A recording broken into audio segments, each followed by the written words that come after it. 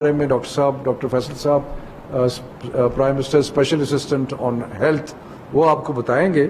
लेकिन एजुकेशन के हिसाब से हम कोशिश करेंगे कि हम ये देखें कि पिछले 6 माह में जो तालीम को नुकसान हुआ है उसका जायज़ा लेने के लिए हमारी सिफारिश होगी। हम इस्लामाबाद में भी कर रहे हैं और सुबह से भी सिफारिश होगी कि जब बच्चे स्कूल में वापस आएँ तो उनकी टेस्ट थोड़ा सा करें कि देखें कि क्या लर्निंग लेवल्स में कितना फ़र्क पड़ा है और उसके मुताबिक अपने जो प्रोग्राम हैं वो बनाएं। और क्योंकि एकेडमिक ईयर जो है वो अब पहले से छोटा हुआ है तो इस चीज़ पे भी गौर किया जाए कि किस तरीके से जो कोर्स वर्क है उसको मुनासिब हद तक शॉर्टन किया जा सकता है, जिससे तालीम का भी नुकसान ना हो और जिससे बच्चों पे बोझ जो है वो भी ज़्यादा ना पड़े। तो ये लर्निंग लॉस और उसके मुताबिक कोर्स वर्क जो है उसके ऊपर हम एडवाइस करेंगे स्कूलों को। और इंशाअल्लाह ताला उम्मीद ये है कि अगले साल तक अगर इंशाअल्लाह कोविड के इस बीमारी के हालात यही रहे तो इंशाअल्लाह हम सारे जो पुराना शेड्यूल है स्कूलों का, इम्तिहानात का, आहिस्ता आहिस्ता उस शेड्यूल पे आ जाएंगे। तो ये मुख्तसर मैं अर्ज़ करना चाहता था। फैसले जो हैं वो फाइनल 7 तारीख को होंगे, लेकिन SOPs पे अमल करना बहुत ज़रूरी है और जो सेहत के हिसाब से चीज़ें हैं जो कि बहुत ज़रूरी हैं उसके बारे में मैं डॉक्टर फैसल साहब से रिक्वेस्ट करूँगा कि वो आपको ब्रीफ करें। बहुत शुक्रिया जी। अस्सलाम वालेकुम। मेरी कोशिश भी होगी कि आपको थोड़ा सा बैकग्राउंड बता दूं कि हम कहाँ हैं और ये जो फैसला एक उसूली फैसला है कि 15 सितंबर के लगभग हम बतदरीज इदारों को खोलें, तो इसके पीछे क्या मंतक कार फरमा है और इस सोच तक और इस प्लान तक हम कैसे पहुंचे हैं। सबसे पहले तो ये कि हम कहाँ खड़े हैं। ये चीज़ तो अब वाज़ेह हो चुकी है कि शुक्र है कि पाकिस्तान में जो कोविड की सिचुएशन है वो जो हमारे हालात जून के वस्त में थे उससे बहुत बेहतर है। अमवात की शरह, जो पॉजिटिव टेस्ट की शरह है, टोटल जो नंबर हैं टेस्ट के, वो सब आहिस्ता आहिस्ता कम हो गए। तो ये तो सिचुएशन अच्छी है, लेकिन इसमें कोई शक नहीं कि ये बीमारी जो है ये अभी ख़त्म नहीं हुई। ये मौजूद है, हमारे मुल्क में भी मौजूद है और दुनिया भर में भी है और किसी बद एहतियाती की वजह से ये भड़क भी सकती है। तो ये तो है हमारी मौजूदा सिचुएशन।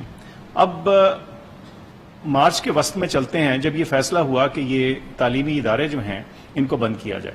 मैं समझता हूं कि बीमारी के फैलाव को रोकने के लिए जो मेरे ख्याल से जो अहम तरीन फैसला शायद था वो इन इदारों को बंद करना था।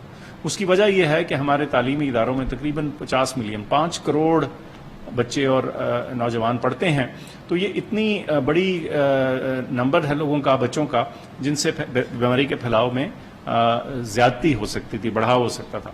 तो ये एक बहुत अहम फैसला था और उस वक्त मेरे ख्याल से उसका खातिर खा असर भी हुआ है और आज हम जिस सिचुएशन में हैं उसमें इस फैसले का भी ज़रूर दखल शामिल है।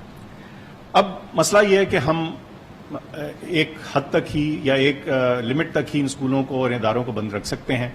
हमारी आइंदा आने वाली नस्ल ने पढ़ना भी है, तालीम याफ्ता भी होना है, स्किल्स भी इख्तियार करनी है, बच्चों ने एक दूसरे के साथ इंटरेक्ट करके दीगर सोशल स्किल्स भी हासिल करनी। तो किसी न किसी पॉइंट पे स्कूलों का खोलना और कॉलेजों का खोलना, तदरीसी इदारों का दोबारा से अपना काम शुरू करना नागुज़ीर था। इस वक्त क्यों? शफकत साहब ने जिक्र किया, कुछ डैमेज ऐसी आ जाती है बच्चे की तालीम में और इवन सिस्टम में जिसको वापस करना शायद नामुमकिन हो जाए। लेकिन ये सोच हम कर ही नहीं सकते थे अगर हमारे जो बीमारी के हालात हैं वो वहाँ ना होते जहाँ के हम आज खड़े हैं। जैसे मैंने जिक्र किया कि हमारी बीमारी की शरह जो है वो मुल्क भर में काफ़ी बेहतर सिचुएशन में है। लेकिन मामला ये है कि जब ये 5 करोड़ बच्चे दोबारा से अपने इदारों में जाना शुरू करेंगे तो एक रिस्क डेफिनेटली क्रिएट होगा। उस रिस्क को हमने कैसे मैनेज करना है और उस रिस्क को कैसे कम करना है, इस खतरे को कैसे कंट्रोल करना है, उसके कुछ जिसे कहते हैं की एलिमेंट्स हैं जिस पे अमल करना बड़ा ज़रूरी है। एक का जिक्र शफकत साहब ने किया, वो ये कि हम इदारे बतदरीज खोलेंगे, स्टेज वाइज खोलेंगे। एक उम्र के बच्चे एक वक्त पे शुरू होंगे, कुछ दिन छोड़ के और پہلی اوپننگ کا اثر دیکھنے کے بعد پھر اگلی سٹیج پہ ایک مختلف ایج گروپ کے بچے اور پھر آخر میں ایک اور عمر کے بچے، تاکہ یہ ایک بتدریج سٹیج وائز اوپننگ ہو اور ہر اوپننگ کا ہم اثر سائنسی طور پہ دیکھ سکیں اور اس پہ کچھ فیصلہ کرنے میں آسانی ہو سکے۔ دوسرا اہم جو پہلو ہے اس ساری چیز کو ممکن بنانے کا اور اس خطرے کو قابو میں رکھنے کا، وہ ہے کہ ہم نے کلاس سائز کو کم رکھنا ہے۔ اب کلاس سائز کو کم رکھنے کے مختلف طریقے ہیں۔ جن سکولوں کے پاس فالتو کمرے ہیں وہ ان میں سیکشنز بنا سکتے ہیں، لیکن اکثر سکولوں کو کچھ ایسی اسٹریٹجی اپنانی پڑے گی جس میں آدھے بچے ایک دن کلاس اٹینڈ کریں اور آدھے بچے کسی اور دن کریں، یا ان کے جو اسکول کے وقت ہیں وہ فرق کر دیے جائیں۔ لیکن جو اصول ہوگا وہ یہ کہ آپ نے اگر ایک کلاس میں 40 بچہ ہوتا ہے تو ایک وقت پہ 20 ہو، اور جو دوسرے 20 ہیں وہ کسی اور دن یا کسی اور وقت آ کے وہی والا کورس دوبارہ سے پڑھیں۔ تو یہ کلاس سائز کی جو کمی ہے اس میں ایک اہم چیز ہے۔ تیسرا جو اہم جز ہے وہ فاصلہ رکھنا ہے، اور وہ فاصلہ کلاس سائز کو چھوٹا کر کے ہی ہوگا۔ آئیڈیلی ہم کہتے ہیں کہ تقریباً 6 فٹ کا فاصلہ مینٹین ہونا چاہیے۔ پھر ایک بہت اہم طریقہ کار یا ایک اسٹریٹجی جو ہے جو اس بیماری کے پھیلاؤ میں رکاوٹ بنتی ہے وہ یہ ماسک کا استعمال ہے۔ لیکن کئی دفعہ لوگ کہتے ہیں کہ جی مہنگے ہیں، ہر کوئی افورڈ نہیں کر سکتا، بچے تو سارا پاکستان جو ہے، جب اچانک سے آپ نے اتنے سارے بچوں نے ماسک استعمال کرنا ہے تو لوگ کیسے اس کو افورڈ کر پائیں گے؟ تو میری گزارش ہے کہ یہ ضروری نہیں کہ یہ جو سرجیکل ماسک ہے یہ استعمال ہو، یہ جو فیبرک کا جو کپڑے کا ماسک ہے جو گھر میں بن سکتا ہے، اور 2 ماسک بنا لیجئے اور بچہ ایک دن پہنے دوسرے دن دھل جائے اور وہ سائیکل چلتا رہے، تو یہ بہت کم قیمت پہ ری یوزیبل فیبرک کا ماسک جو ہے یہ استعمال ہو سکتا ہے، اور یہ بھی کارآمد ہے اس کام میں۔ اس کے علاوہ ہاتھ دھونے کی اہمیت تو بہرکیف ہمیں اپنے معاشرے میں ویسے ہی پتہ ہونی چاہیے، لیکن اس بیماری کے دوران صابن اور پانی سے ہاتھ دھونا اور یا سینیٹائزر کا استعمال، دونوں میں سے جو بھی چیز آپ کے لیے ممکن ہو اس کو اڈاپٹ کرنا بڑا ضروری ہوگا۔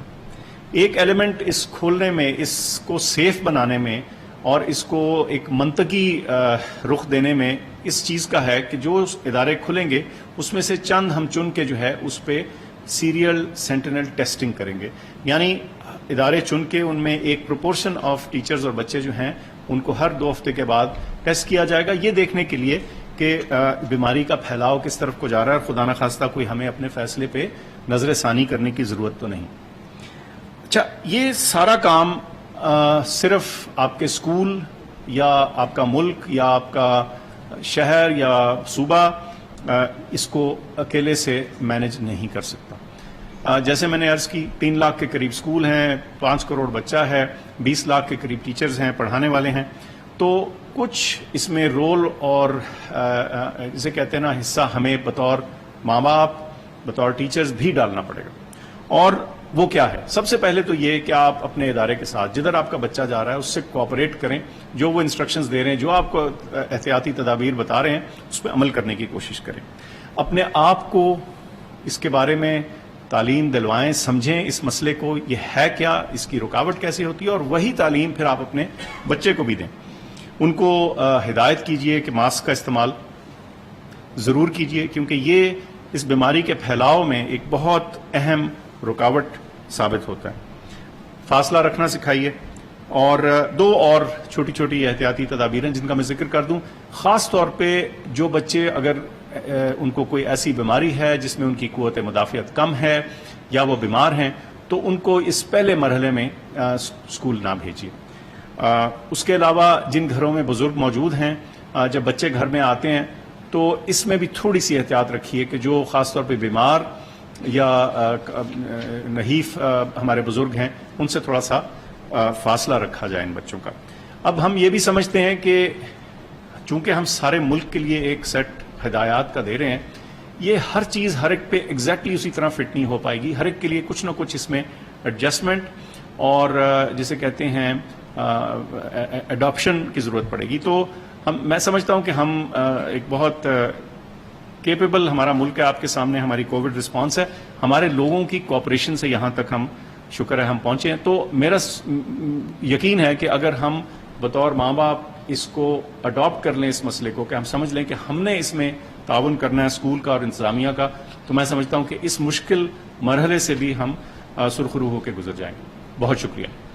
मैं इसमें थोड़ा सा ऐड करना चाहता हूं कि डॉक्टर साहब ने बड़े तफसील से बताया कि जो बुनियादी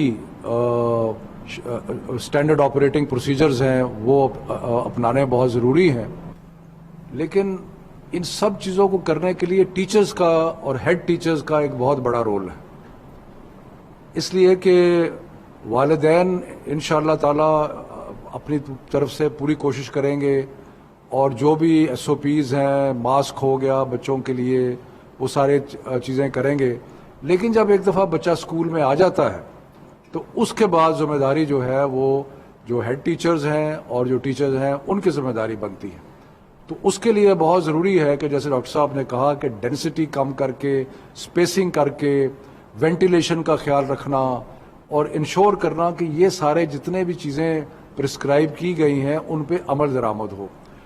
मुश्किल मरहले ज़रूर होंगे कि जिस वक्त ब्रेक का टाइम होता है बच्चों का आपस में घुलना मिलना, लेकिन उसकी कोशिश की जाए कि वो भी एक ऑर्गेनाइज तरीके से हो ताकि उसमें बच्चों के लिए कोई ख़तरा ना बने। डॉक्टर साहब ने यह भी कहा कि हम एक्सटेंसिव टेस्टिंग करेंगे तो उससे इंशाअल्लाह ताला हमें जो हालात होंगे स्कूलों के उसके बारे में भी आगाही होती रहेगी और इंशाअल्लाह ये बड़ा मुश्किल मरहला जो है इसको भी हम पास कर लेंगे और जो लर्निंग लॉसेस हैं उनको इम्प्रूव करने के लिए मुख्तलिफ तजावीज़ आ रही हैं, उनमें मज़ीद हम बात करेंगे कि एक्सीलरेटेड लर्निंग प्रोग्राम्स बन सकते हैं या नहीं बन सकते, लेकिन यकीनन थोड़ी सी एक्स्ट्रा मेहनत जो है वो करनी पड़ेगी सबको। कुछ सवालात? मुआविन खुसूसी सेहत डॉक्टर फैसल सुल्तान और वफाकी वज़ीर तालीम शफकत महमूद प्रेस कॉन्फ्रेंस कर रहे थे। उनका कहना था कि ब्रेक के टाइम बच्चों का एक दूसरे से मिलना भी मुनज़्ज़म तरीके से होना चाहिए। शफकत महमूद ने कहा कि बच्चा स्कूल आ जाता है तो जिम्मेदारी टीचर्स की बनती है। डॉक्टर फैसल सुल्तान ने कहा वालिदैन स्कूल इंतजामिया से ताउन करेंगे तो इस मुश्किल मरहले से भी गुजर जाएंगे। और अब शामिल करेंगे न्यूज अपडेट।